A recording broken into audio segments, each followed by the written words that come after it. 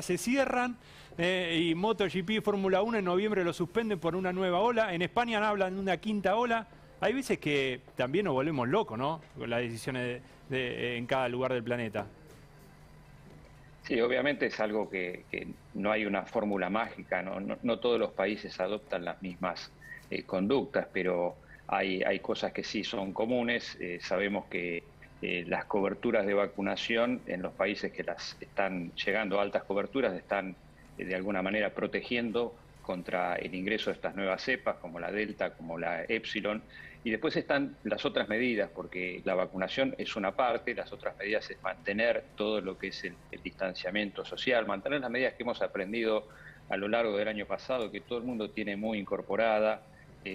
Hoy sabemos y tenemos muy claro que compartir el mate no es una buena costumbre y sin embargo lamentablemente lo seguimos viendo y eso hay que tratar de evitarlo. Pero Todas Pablo, esas ustedes, situaciones ¿a qué me refiero con la pregunta que te hacía en la introducción, ¿no? Ustedes viven diciendo el tema de la distancia, vos ponés el ejemplo del mate porque es algo cotidiano nuestro, el tema del barbijo y mucho, ¿no?, de la ventilación. Y tal vez en otros países, y reitero, ¿no? Inglaterra, el 19 de julio, es el barbijo optativo. En los estadios, el 100% de su capacidad. En España, también el barbijo. En Francia, el tema del barbijo libre. En Italia también.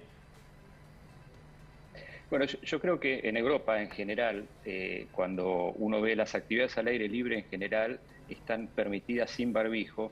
Y también hay que tener en cuenta el clima y la situación de la temporada en que está. La temporada veraniega que permite la mayor ventilación, la mayor cantidad de actividades al aire libre, indudablemente eso facilita y disminuye la transmisión viral. Entonces, actividades al aire libre que posiblemente nosotros, si logramos una buena tasa de vacunación para la primavera, es muy probable que podamos empezar a realizar actividades al aire libre con aforo, controladas. Seguramente eso también nosotros lo vamos a poder lograr. Lo que ahora nosotros tenemos que controlar es el ingreso de estas nuevas cepas, estas nuevas variantes, mejor dicho, mantener, como decíamos recién, las medidas que ya conocemos y recordarlas y reforzarlas y continuar y aumentar la tasa de vacunación para lograr la mayor cobertura en el menor tiempo posible, que eso está muy claro, que por más que haya cepas que las vacunas sean menos efectivas, cuanto más personas vacunadas uno tiene, es menor la posibilidad de que esas cepas ingresen y se transmitan efectivamente dentro de la comunidad. Entonces esos tres pilares son muy importantes y seguramente lo que vos mencionás de las actividades al aire libre en países europeos, seguramente nosotros vamos a poder lograrlo también en corto plazo. Y sobre todo porque tiene que ver con este avance de la vacunación, ¿no? Que bueno, que nosotros estamos un poquito por detrás. Ahora, Pablo, quería preguntarte por esta variante, la Epsilon, que es la variante de California, para aclararla a la gente, porque la verdad que genera muchas dudas ya estos nombres. ¿Qué tenemos que conocer? Porque lo que sabemos es que tenemos 3 casos en Córdoba, si no me equivoco, uno en Santa Fe, ya aquí en la Argentina. ¿Qué tenemos que conocer de esta variante y qué diferencia tiene o si es tan contagiosa como la Delta? Bueno, todos estos conocimientos son muy dinámicos. Lo que sabemos, como todas las variantes nuevas, es que en general es un poco más transmisible, alrededor de un 20% de mayor transmisibilidad. Y cuando se ven en el laboratorio los anticuerpos que se llaman neutralizantes, tomados de gente que tuvo COVID o tomados de gente vacunada, esos anticuerpos tienen menos potencia neutralizante que contra la cepa original, lo cual no quiere decir que no vayan a proteger. Eso se ve en el terreno, en los estudios de efectividad y si uno puede hacer estudios de eficacia. Es decir, no podemos decir que los anticuerpos de una persona que haya tenido una enfermedad o que esté vacunada no esté protegido. Sí sabemos que en el laboratorio se necesitan más anticuerpos para neutralizar esa nueva variante. Eso es lo que sabemos hasta ahora. En realidad la potencia de esos anticuerpos es 3 a 6 veces menor y es 20% más transmisible. Mucho más de eso no podemos decir. Los síntomas que produce esa variante, como las otras, son similares a cualquiera, hasta ahora por lo menos, y necesitamos conocer más de estudios de efectividad en terreno, qué es lo que pasa en lugares donde la cepa está muy extendida, si la vacuna es más o menos efectiva. En Estados Unidos, por ejemplo, la bajaron de categoría de importancia a la variante Epsilon porque ha circulado poco.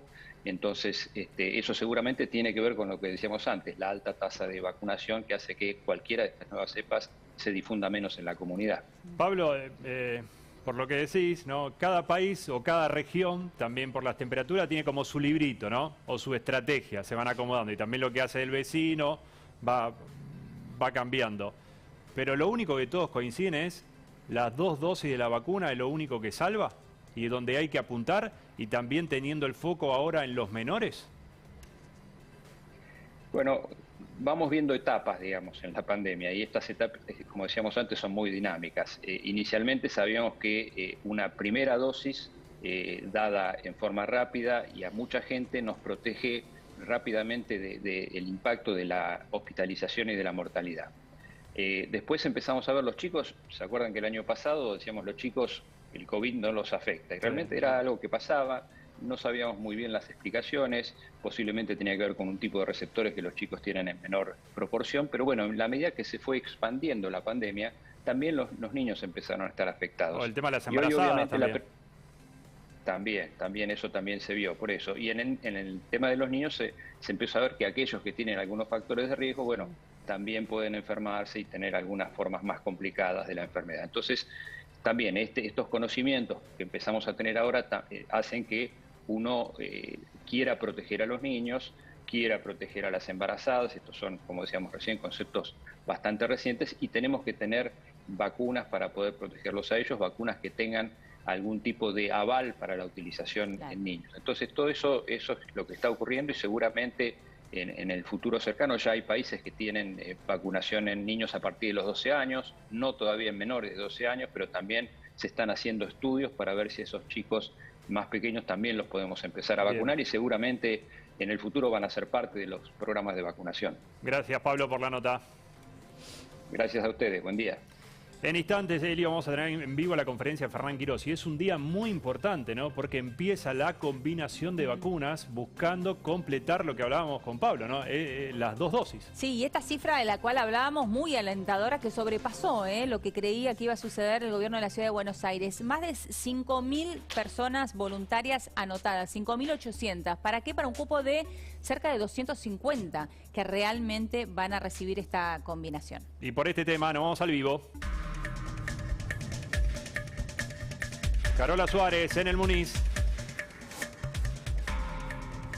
Y a partir de hoy, a partir del día martes, va a empezar a comenzar el ensayo para evaluar si sirve la combinación de las vacunas. Y como decían ustedes, más de 5.000 voluntarios se anotaron para recibir este segundo componente. Recordemos que es para quienes recibieron el primer componente de la vacuna Sputnik hace 30 días o más. Y es para mayores de 21 años, y que quienes quieran recibir el segundo componente de la vacuna Sputnik, de la Sinopharm o de AstraZeneca. Recordemos que, se les va a realizar previamente un análisis de sangre, y además se va a realizar un seguimiento de entre 3 y 4 semanas a cada uno de estos voluntarios. De estos 5.000 voluntarios que se anotaron, se les va a realizar este ensayo solo a 250 personas que van a ser seleccionadas específicamente. Así que es un día también muy, pero muy importante.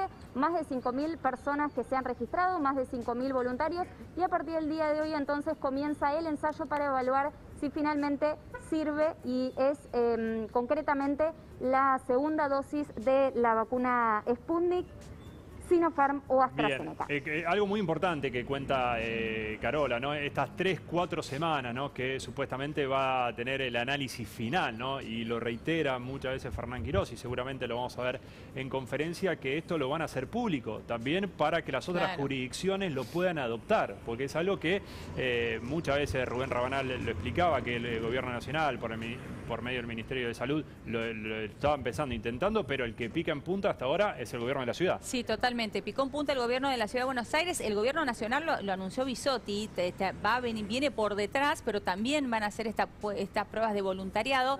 Quería preguntarte, Carola, vos decías recién, estas personas que tenían que ser mayores de 21 años, que hayan recibido la primera dosis de Sputnik V por lo menos hace 30 días, se anotaron, ahora seleccionaron dentro de estos 5.800 que se anotaron. ¿Por qué seleccionaron a estos 250? Digo, ¿con algún criterio? ¿Tiene que ver con la edad? ¿Sabés eso, Carola? Con el sexo también, puede ser. No tenemos, para serles sincero, no tenemos el dato concreto de qué criterio se utilizó. Estamos hablando constantemente con el Ministerio de Salud de la Ciudad de Buenos Aires, que es quien está a cargo de este ensayo. Y también porque, primero vamos a intentar averiguar ese dato, que es muy importante para poder transmitirlo, qué criterio se utilizó. Y además, porque en principio tenemos la información de que estos voluntarios no es que van a venir aquí específicamente. Por eso no es que tenemos aquí una fila, como solemos ver quizá en otros centros de salud, sino que se van a acercar específicamente a lo que es el Ministerio de la Ciudad de Buenos Aires.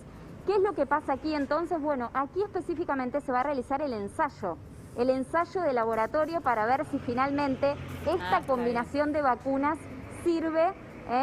Aquí en el Hospital Muñiz eso es lo que va a pasar específicamente. No es que los voluntarios se van a acercar aquí personalmente, lo van a hacer entonces en el Ministerio de Salud de la Ciudad de Buenos Aires. Bien, Carola, en instante volvemos. 2 minutos faltan para las 8. Información urgente.